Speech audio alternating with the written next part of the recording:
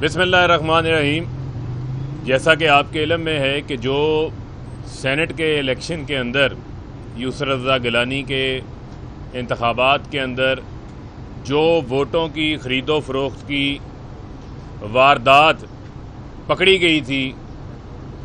Video की शक्ल के अंदर, जिसमें यूसुफ रज़ा गिलानी के साहबजादे अली हैदर गिलानी सेनेट के इंतखाबात के लिए ख़रीदो फ़रोख्त कर रहे थे, वोट ज़ाया करने का तरीक़ाकार बता रहे थे। आज उसी केस के हवाले से इलेक्शन कमीशन में समाअत है और समाअत की सामने जो सवालात उनके वही मौजूद हैं कि आइन के आर्टिकल 218(3) के तहत इंतखाबात को साफ शफाफ कानून के मुताबिक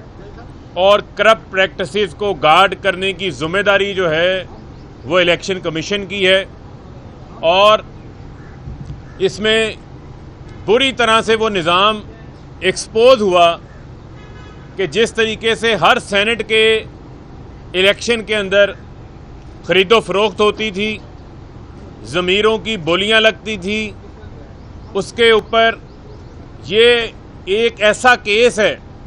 जिस केस को इलेक्शन कमीशन अब मिसाल बना सकता है कि ऐसी कड़ी सज़ाएं दे, नाअहल करे रिस्पोंडेंट नंबर 1 को, यूसुफ रज़ा गिलानी को, अली हैदर गिलानी को, जिससे आइंदा ये इबरत बने उन लोगों के लिए जो सेनेट के इंतखाबात के अंदर मंडियां लगाते हैं, जो ख़रीदो फ़रोख्त करते हैं। सेक्शन 9 के अंदर बेशुमार लामहदूद पावर्स डस्का इंतखाबात के अंदर इलेक्शन कमीशन पहले ही एक्सरसाइज कर चुका हुआ है। तो लिहाजा ये मैं समझता हूँ कि एक बड़ा अहम मौका है और बहुत अहम ज़िम्मेदारी है इलेक्शन कमीशन के ऊपर कि अपनी इस ज़िम्मेदारी को पूरा करें। 27 तारीख उन्होंने दोबारा इसको समाअत के लिए मुकर्रर किया है और जो जवाब इनकी जानिब से आए हैं उसके ऊपर हम अपना केस आगे लेके चलेंगे और ये यकीन दिलाना चाहते हैं पाकिस्तान की आवाम को कि जो मुकदमा इंतखाबात को साफ और शफाफ बनाने के लिए, ख़रीदो फ़रोख्त का रास्ता रोकने के लिए इमरान खान ने शुरू किया है, उसको इंशाअल्लाह हम मंतकी अंजाम तक पहुंचाएंगे। और आपके इल्म में होना चाहिए कि इसी तरीके से आज 24 जमातों को फंडिंग केस के अंदर भी नोटिस जारी हुए थे। उसके अंदर से भी JUI फजलुर रहमान जो कि पैसे लेते रहे हैं मोमर कज़ाफ़ी से, जो पैसे लेते रहे हैं गैर मुल्कियों से, जिन्होंने उन पैसों से DI खान की चक शहजाद की जायदादें बना ली हैं, वो आज कह रहे हैं कि ये तो जी कोई केस ही नहीं है, ये तो केस जो है वो दूसरे केस को प्रलॉन्ग करने के लिए डाला गया है। उनको पता होना चाहिए कि पॉलिटिकल पार्टीज़ ऑर्डर 2002 की शिक नंबर 6(3) ये पाबंद बनाती है तमाम पॉलिटिकल पार्टीज़ को, और पॉलिटिकल पार्टीज़ ऑर्डर 2002 की शिक नंबर 13 भी उनको पाबंद बनाती है कि उन्होंने अपने अखराजात एक्सपेंडिचर इलेक्शन कमीशन में जमा करवाने हैं और इलेक्शन कमीशन ने उनकी स्क्रूटनी करनी है। 2017 में सुप्रीम कोर्ट का हनीफ अब्बासी केस के अंदर फैसला बड़ा वाज़ेह है जिसमें उन्होंने इलेक्शन कमीशन को डायरेक्शन दी है कि आपने तमाम पॉलिटिकल पार्टीज़ के 5 साला अकाउंट की जांच पड़ताल करनी है। तो लिहाजा फजलुर रहमान साहब, ना ये पिज़्ज़ा खाने का, ये चाय पीने का वक्त है, ये चंदे की रसीदें जमा कराने का वक्त है आपका। लिहाजा आपको इस केस से भी हम भागने नहीं देंगे। बिस्मिल्लाहिर्रहमानिर्रहीम। जिस तरह के फ़ारूक ने आपको बताया है, ये मुकदमा 22 करोड़ पाकिस्तानी अवाम का मुकदमा है। ये पाकिस्तान तहरीक इंसाफ का या प्राइम मिनिस्टर इमरान खान साहब का मुकदमा नहीं है और यही मुकदमा लेकर हम इलेक्शन कमीशन के सामने आए हैं। ये लड़ाई उस माफिया के खिलाफ है जिसने आज तक सेनेट को यरमगाल बनाया। ये लड़ाई उस माफिया के खिलाफ है जिसने ऐवान को बेतौकीर किया। ये लड़ाई उस माफिया के खिलाफ है जिसने सियासत में पैसे का रुझान लाया और आज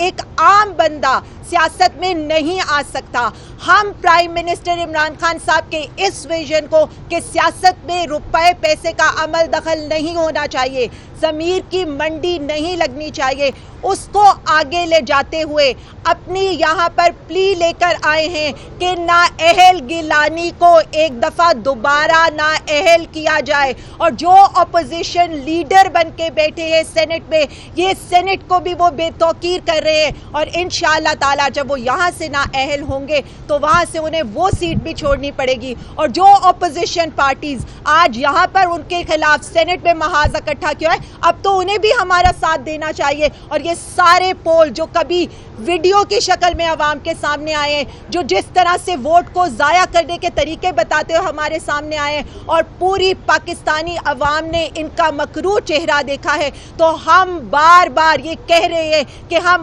آخری گیند تک یہ لڑائی لڑیں گے. اور جب تک نااہل گیلانی ایک دفعہ دوبارہ نااہل نہیں ہوگا, ہم ان کے خلاف لڑتے رہیں گے. اور یہ فتح ہوگی انشاءاللہ تعالی پاکستانی عوام کی, یہ فتح ہوگی پرائم منسٹر عمران خان صاحب کے اس نظریے کی کہ ہمیں شفافیت چاہیے اس سارے مافیا کے اگینسٹ. اور لائر صاحب بھی آپ کو اس پر بریف کریں گے.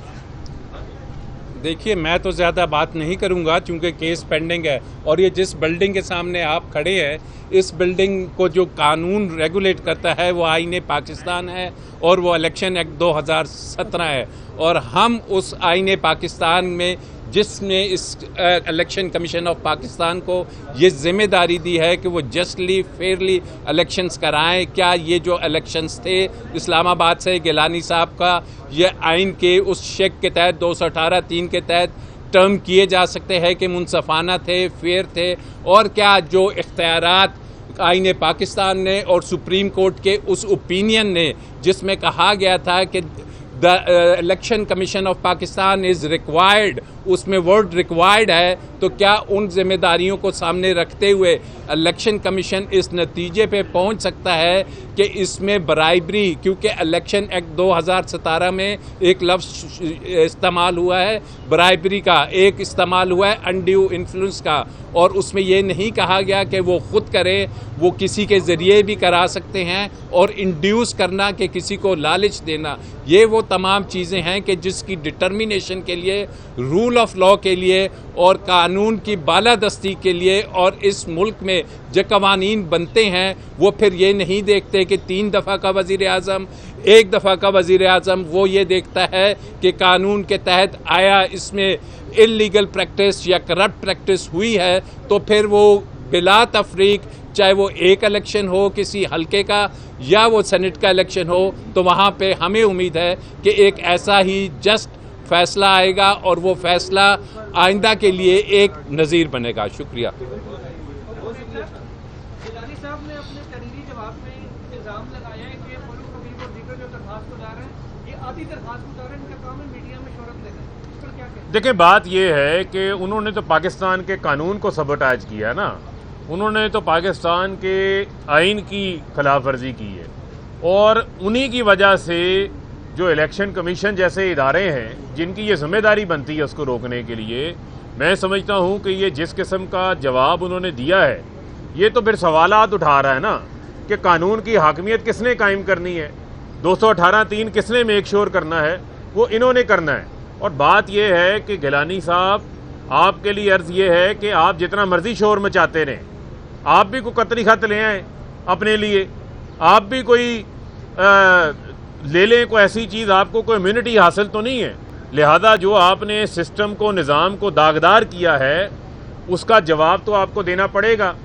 اور جب نظر آ رہا ہو, ڈسکوالیفیکیشن نظر آ رہی ہو, تو اسی قسم کے جو ہے وہ الزامات لگائے جاتے ہیں. لہذا ان الزامات کو ہم کسی طور کے اوپر سنجیدہ نہیں سمجھتے,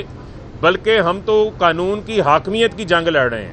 آئین کی حاکمیت کی جنگ لڑ رہے ہیں. اور اس کے علاوہ میں مریم صفدر کو بھی یہ کہنا چاہتا ہوں کہ اب وہ بڑا بچوں کی طرح آنسو بہاتی پھر رہی ہیں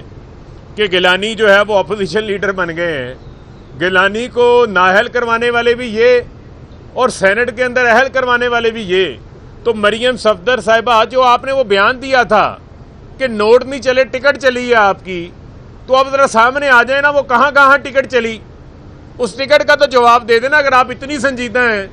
گیلانی کے اپوزیشن لیڈر بننے کے اوپر اتنا ہی آپ کو دکھ ہے, اتنا ہی آپ کو درد ہے,